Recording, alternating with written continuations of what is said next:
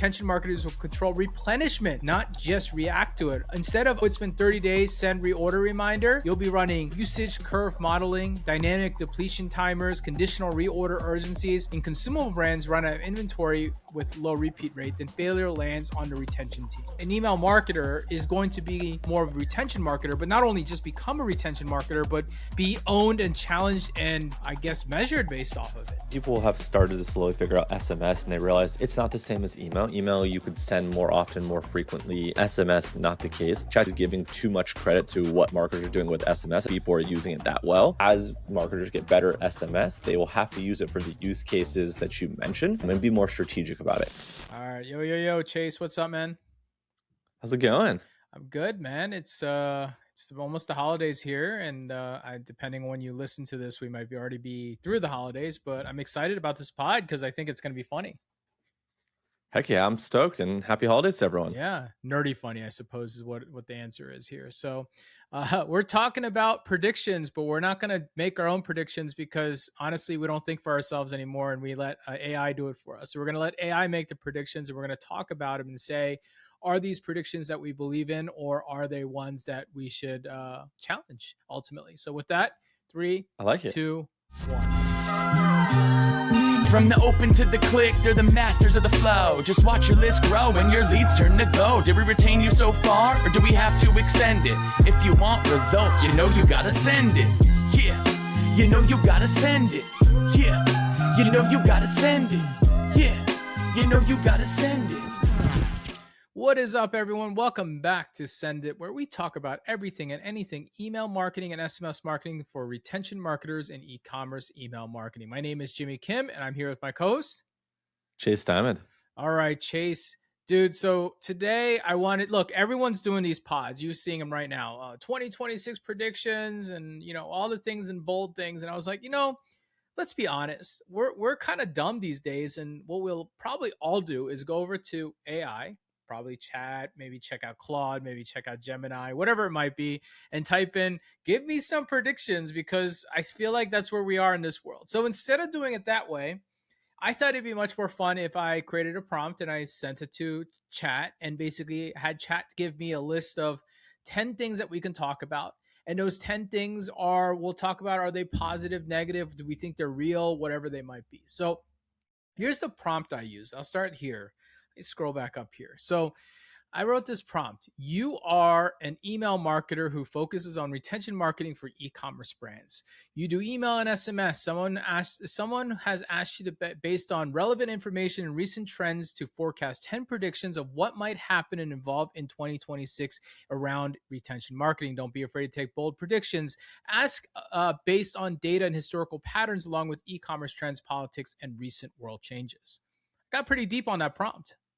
Wow. Yeah, that was a lot. All right. But that's how I feel like in order to get stuff out of AI, like that's the way you have to prompt. So maybe that might have been just like a mini lesson for our listeners here, but that's a typical prompt for me. That's a short one, actually, Chase. Sometimes I get way deeper. Don't do this, don't do that, don't do like. I think the thing that people don't realize with AI, and something that I've been learning because I've been using it so much, is like the more boundaries you give it, the more specific you can get around things, the better that output is. And if you feel like you're getting these generic answers, it's because you're asking generic questions. If I say, Chase, is the sky blue? You could be like, well, it depends where you are, but sure, right? Like that's the answer. But if you said this, is the sky blue in Orange County at 12:02 p.m. in this place, standing northwest, looking at this angle, and it might say, actually, there's a cloud there, so it's actually white in that specific area.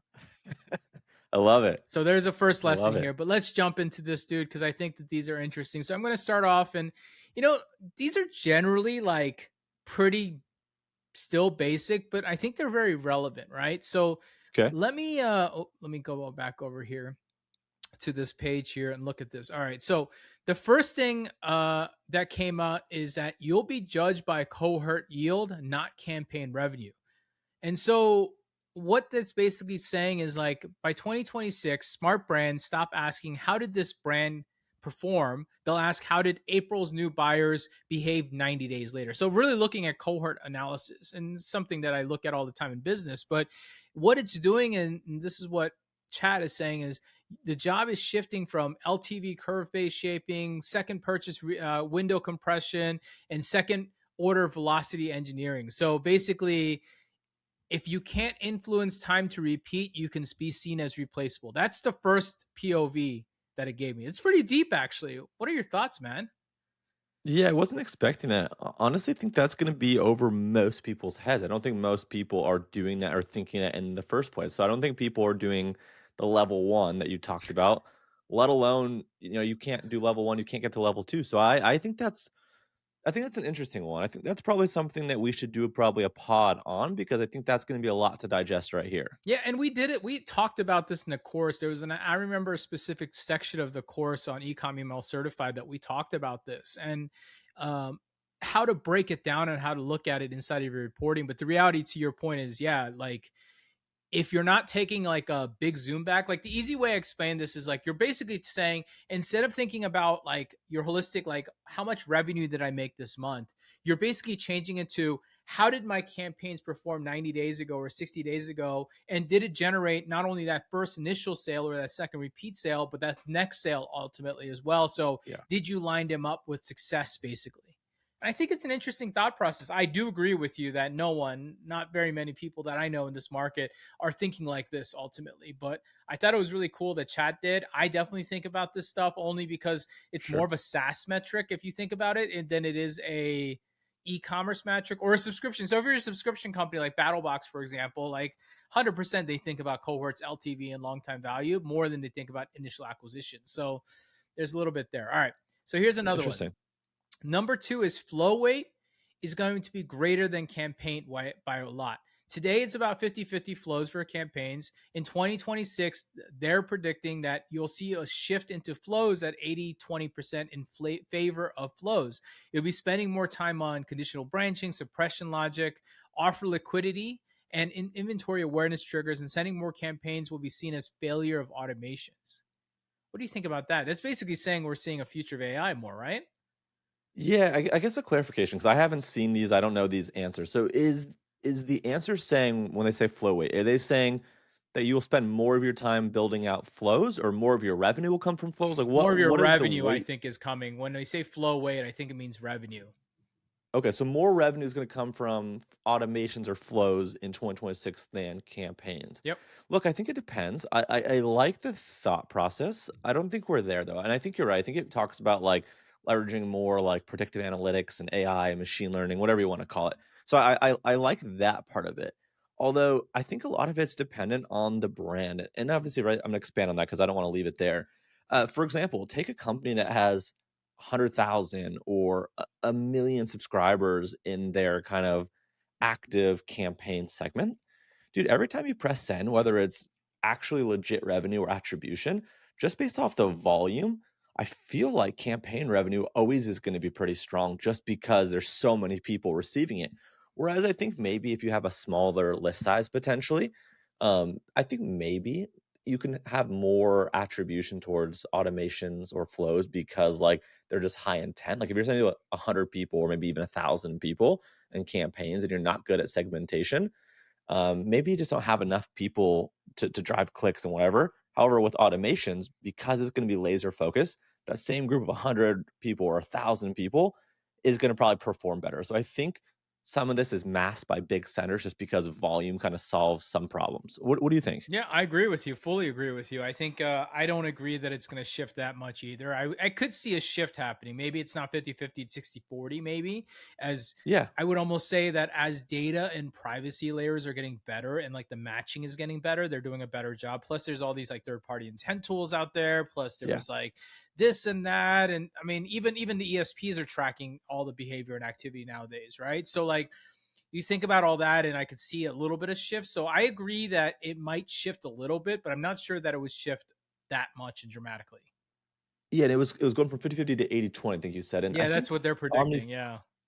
Omnisend had a stat, right? I know I've talked about this before. You've talked about this before. Something about like, was it something like 30 or 40% of revenue came from flows, even though they were only like a fraction of the sends of campaigns. Like, what was that? Was that 37% of revenue came from 3% of flows. I think that's what the data point was. got it? 3% of Which email which is sends. which is crazy.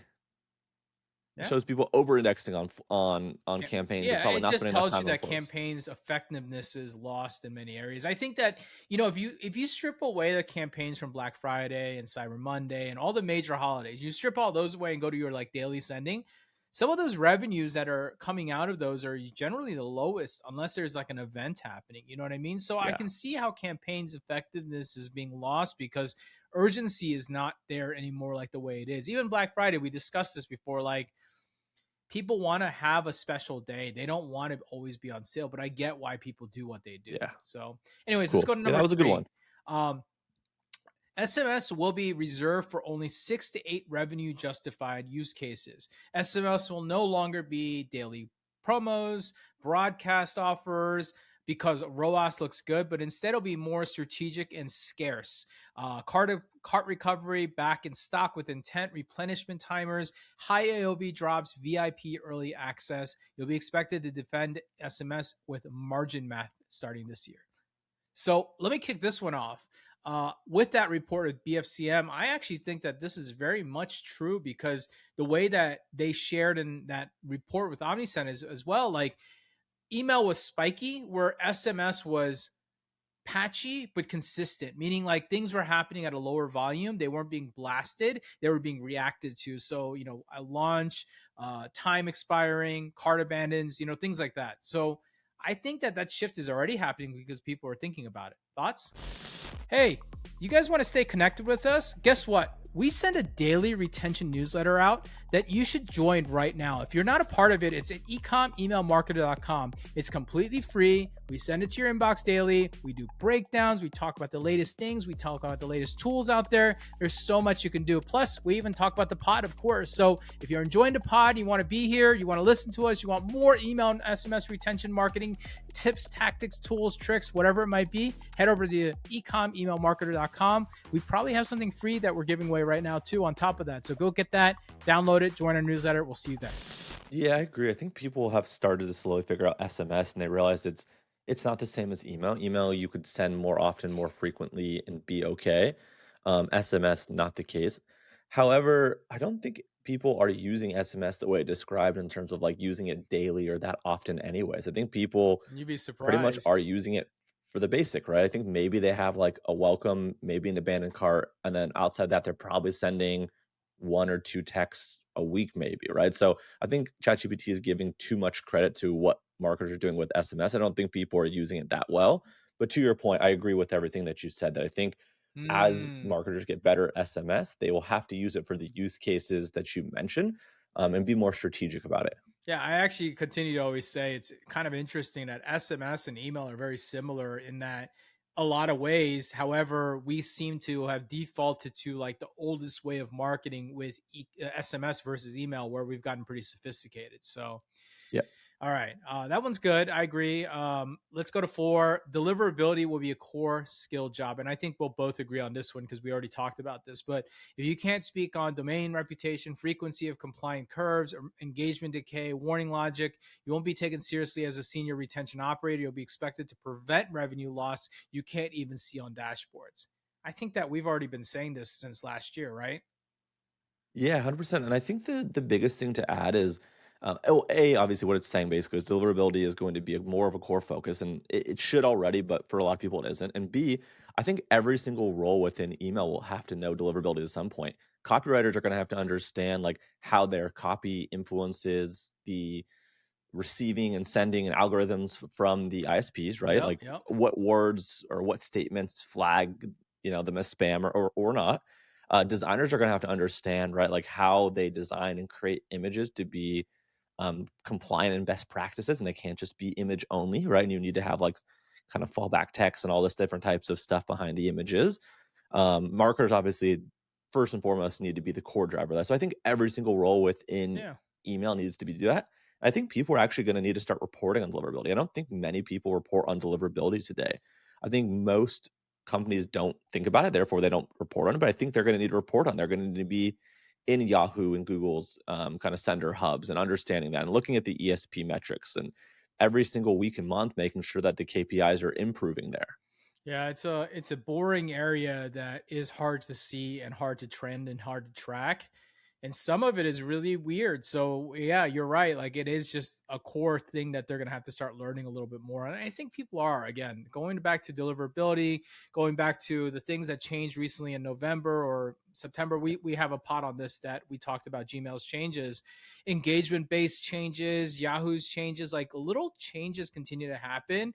I think it's just like at some level or another now, you're starting to fight the next level of, are not only am I getting delivered, but am I also getting attention? And right now we've always focused on the attention piece, but now you also have to focus on the, am I getting even delivered or showing up in the inbox? So, all right, let's go to number 5. I think this one's a good one. Segmentation will become predictive instead of descriptive. All right, so this is how it explains it. You won't build repeat buyers, VIP, and engage last 30 days anymore. What you will build more likely will be likely to churn in 14 to 21 days, highly seasonable, profitable second order candidates, offer sensitive versus delay intolerant. Your values shift from sorting customers to forecasting behaviors. What do you think about that one? That's interesting. I actually really like it. Well, this was basically what, I mean, this is RFM, and basically Nathan at Rayleon, who recently, congrats to Nathan if he listens to this pod, that he just recently got acquired by MailChimp. But like, this is kind of what he was working towards with data that he had. Yeah, no, 100%. I really like this one. I think it needs to move there. I don't think the reality is it's going to move there by the end of 2026. I think the early adopters are going to start doing this and implementing this, but I think it's so hard to get people away from, well, this is the way we've always done it statement, right? We've always done 30-day engage. We've always done 90-day engage. What do you mean you want me to change, right? So I think that we will see some of that shift because I think some of these new segments are going to be better.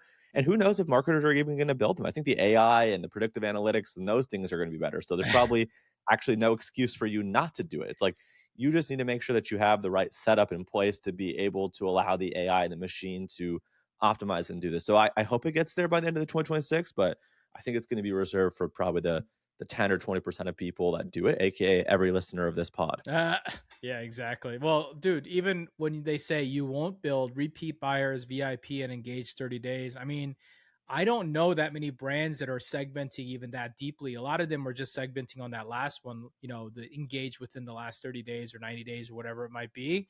So you're right. Like changing that habit's going to take a while, but also it comes down to list size too. I mean, you've got to have a pretty decent list size and an amount of data for this to even matter or to move the needle ultimately. If you're got a 20, 30,000, 10,000, I mean, it might help if you've got a really, really strong connection with your audience, but chances are it probably won't actually move the needle too much.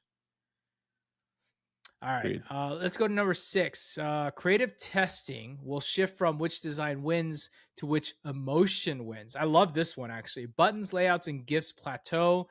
What you'll actually A/B test in 2026 is anxiety versus excitement, scarcity versus reassurance, status versus savings, identity versus utility. Retention marketers become behavioral copy strategists, not email designers. That's a big one for the copywriters out there. What do you think, dude? Yeah, for copywriters and designer, that's interesting. So essentially it's saying that like it's going to move away from just creating things that you think subjectively are cool and more focus on the psychology of how the user actually interacts and feels and engages, right? Yeah, I do. I mean, imagine if that happens, and I imagine it does happen with kind of a blend of leveraging AI and also humans, copywriters, designers, etc. I imagine things perform better, right? Like if you can tap into true psychological elements, things like FOMO, right, or things like right, like the fear of loss, right, like all the different types of things that are like really deep in terms of psychology. And there's a lot of them, right? There's like different types of emotions around like anger, excitement, joy, like all those types of things. I imagine that like that's only going to do better, right? Like if you think about like TV shows too, right? How they start and end episodes, like where throughout the episodes they keep your attention. Like I imagine it being kind of something like that, right? Where you start using emails that connect to other emails to kind of build these different types of emotion in and out. And you use storytelling to get people really kind of hooked on a specific brand. I think that's cool. What do you think? Real quick, I have a 30-second message for you to tell you something that we've been working on. And I'm super excited about this, and you should be too. So what if I told you you could instantly search every single email that Allbirds, Parachute, or Sunday's edition ever sent. That's inbooks with two O's.ai. It's an AI-driven searchable database of over 1 million emails from the fastest growing Shopify brands. Need a win-back sequence? Type it in. Want to see how the best brands handle abandoned cart? Type it in, it's there. Looking for a holiday promotion idea? Done, we've got you covered. No more endless Google searches or digging through your personal inbox hoping you saved that one email and never being able to find it.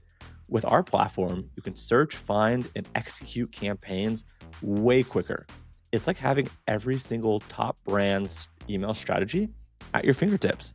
Inbooks.ai, again, it's inbox with two O's. Stop guessing, start searching.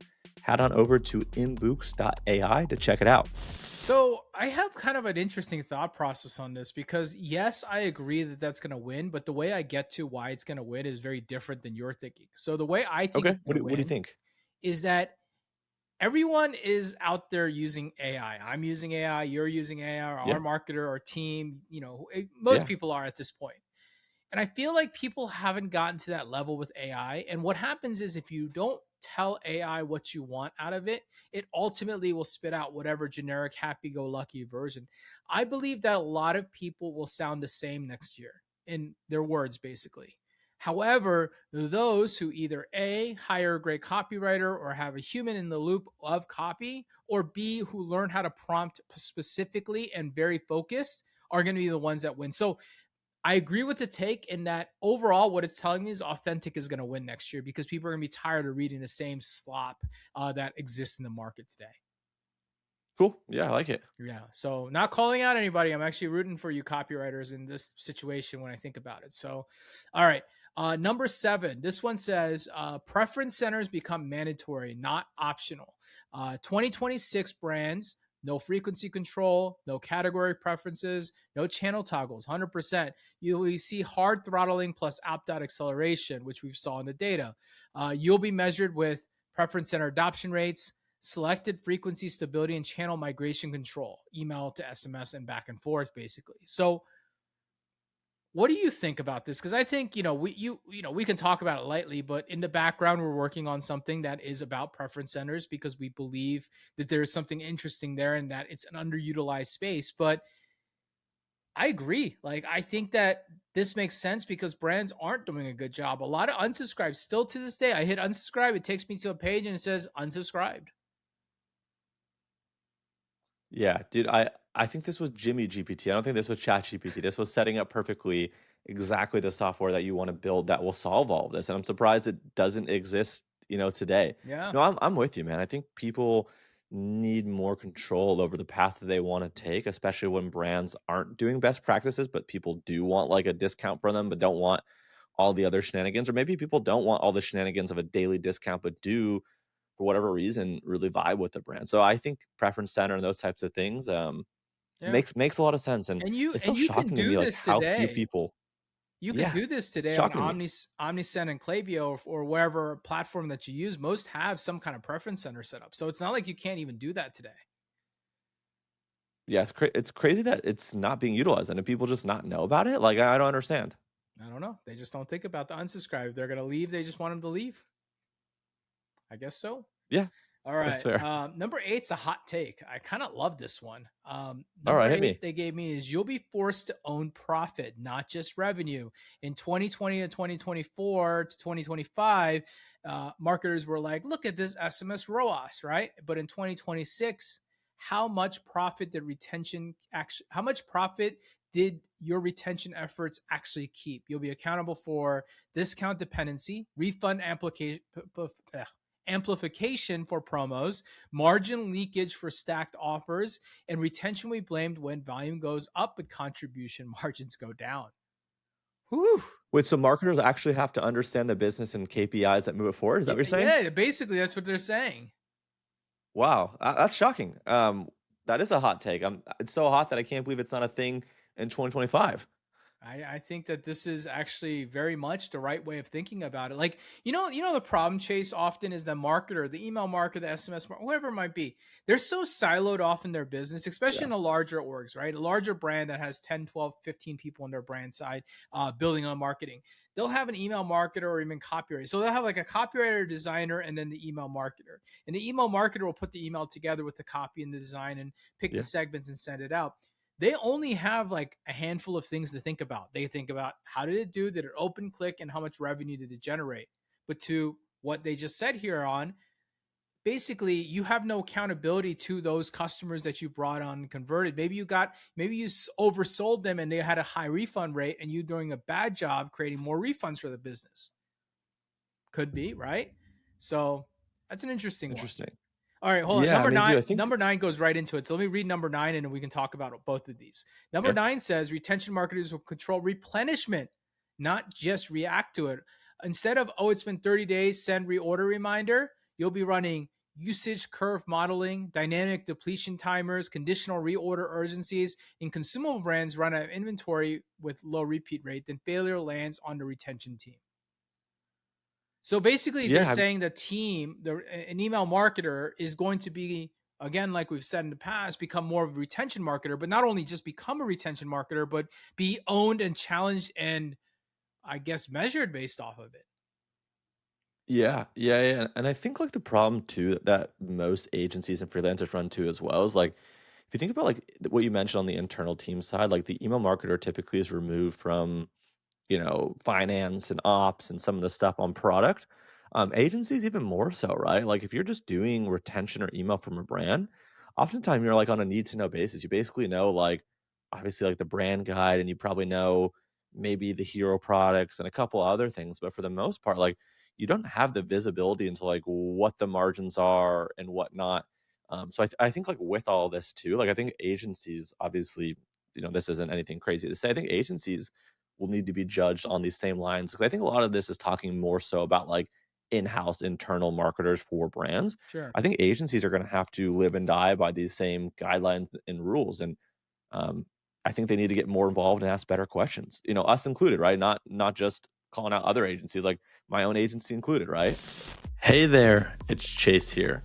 I hope you're enjoying the pod, but I want to get just 30 seconds of your time real quick to tell you about one of our sponsors who let us make this great podcast. So first, I want to start with a question for you. Do you ever find yourself staring at a blank page, waiting for inspiration to strike? Your marketing campaigns don't have to suffer when your creativity runs dry. Omnisend has recently launched their most powerful AI update yet, and it is awesome. Its AI completely transforms how you can create and send your next marketing messages. And here's really what's incredible. Their AI doesn't just write your emails, but it actually helps you write really compelling subject lines, pre-header texts that are geared to increase your open rates, and ultimately build customer segments in a heartbeat. And just whisper to the AI who you're targeting, and it's going to figure out all the complex segmentation for you. That way you have no more guessing games. But hey, wait, it gets better. Their AI writer actually now proactively suggests improvements to your copy, and it's going to adapt to your brand's unique voice and tone while following email marketing best practices. And their personalized product reminders analyzes your browsing behavior to serve up exactly what each of your customer wants and needs to see. And their campaign booster automatically resends emails to people who didn't open or engage with them, which helps lift revenue by an average of 13%. And now, with over 150,000 very happy customers already dominating their markets using Omnisend's email, SMS, and push notifications, plus they have 24/7 amazing that actually responds fast and is very helpful, you're joining a winning team. So stop wrestling with writer's block and start letting AI do the heavy lifting for you. Visit omnisend.com and experience the future of marketing automation. Let them know that Jimmy and I sent you, and now back to the pod. Yeah, 100%. And number 10, I'm going to go to 10 because I think it continues to tie on with it as I'm reading it. I hadn't read it till I loaded it on here because I wanted to be a surprise for me too. It says your job security will be tied to one number, percentage of revenue from returning customers. Not open rate, not CTR, not campaign revenue. What percentage of this total store revenue came from returning customer. That's what they're saying. If that grows, you get more power, budget, influence. If that shrinks, retention gets blamed.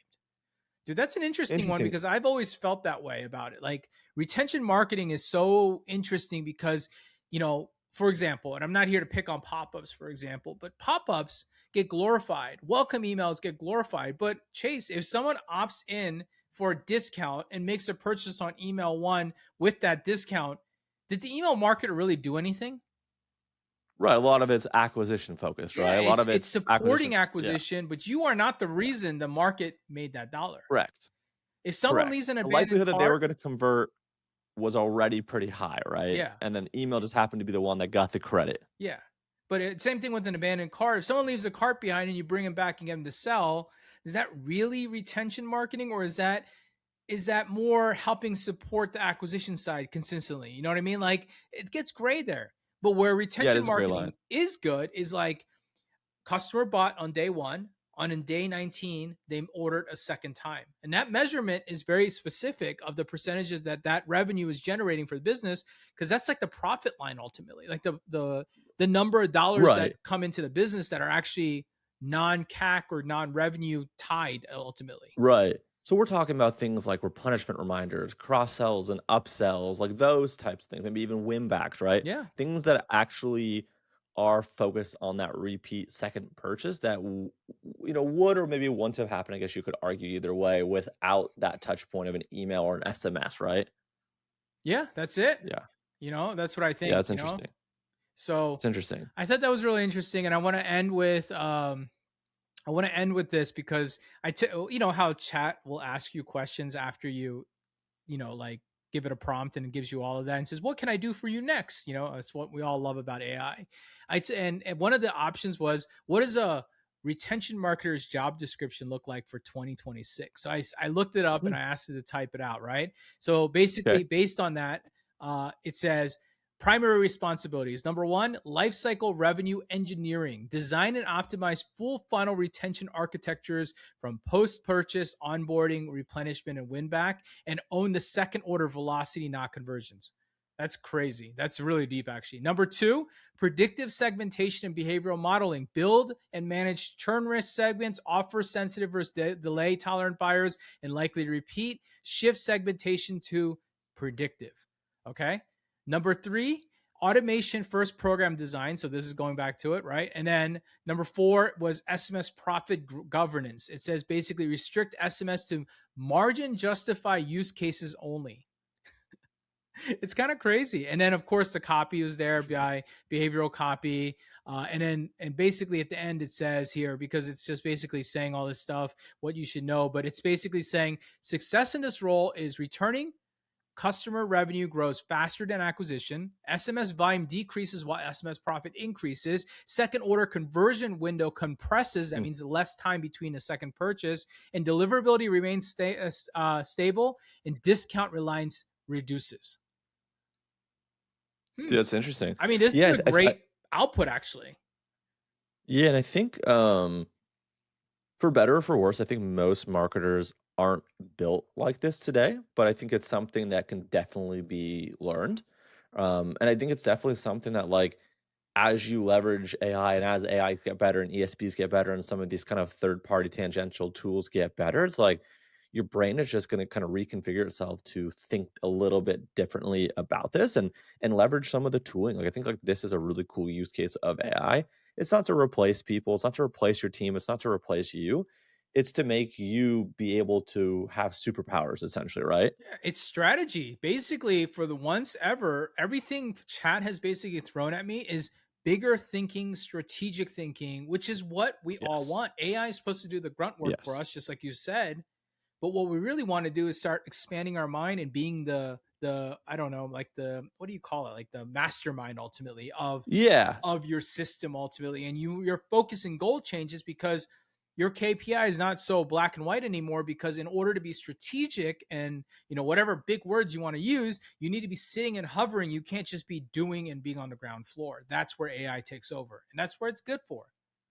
Yeah, that's right. And I think with this too, I think as marketers develop this skill set and develop this playbook, companies are going to have to pay more money. I think marketers become infinitely more valuable. And I think like as you as a marketer get judged on this basis of needing to drive second purchase, repeat purchase, and increase and all these things, like maybe even you start getting paid a commission or percentage of revenue or just frankly a larger salary. So I actually think this is a net positive for brands It and is. talent because brands are going to make more money. They're going to be able to squeeze and extract customers. That sounds very, very bad, but like, you know what I mean? And I think marketers are going to be able to drive more money and therefore be able to ask for more dollars and cents. Yep, that's it, man. So that's exactly how I'm thinking about it. And I think that chat came up with some pretty good predictions. And before we know it, there'll be other people who make predictions that are going to sound very similar to this, most likely. And let's be honest, it's just easier. So we did it this way. And I think that this was more fun because I don't agree with all Yeah. of them, but this will be good when we go back next year and take a look at how well did chat do. Maybe we'll do an episode next year. How well did chat predict 2026 email, right? So this week we predicted with chat. We're going to go back and fact check it and see how it's doing. And Cool. it's I probably like going to it. be pretty high, actually, pretty right in many ways. I like it. All right, man. Well, with that being said, that is a wrap for today's episode. Chat predicts the top 10 things that are going to happen in 2026, retention marketing specifically, in email and SMS marketing. With that being said, we'll kind of drop you one thing. We've got all this information, show notes, and everything below. But if you haven't checked out inbooks.ai today yet, this is an inspirational tap into over 1 million plus. I think it might be even 2 million by the time this thing records and drops on the ground. Inspirational emails. You can sort, you can collect, you can listen. We've got a 7-day trial where you can view about 10,000 brands today. Go check that out. If you love it, then you can upgrade. It's very cheap right now with our launch special. So go check it out. With that being said, Chase, always good to see you. We'll chat next week. Cheers. See ya. From the open to the click, they're the masters of the flow. Just watch your list grow and your leads turn to go. Did we retain you so far, or do we have to extend it? If you want results, you know you gotta send it. Yeah, you know you gotta send it. Yeah, you know you gotta send it. Yeah, you know you gotta send it.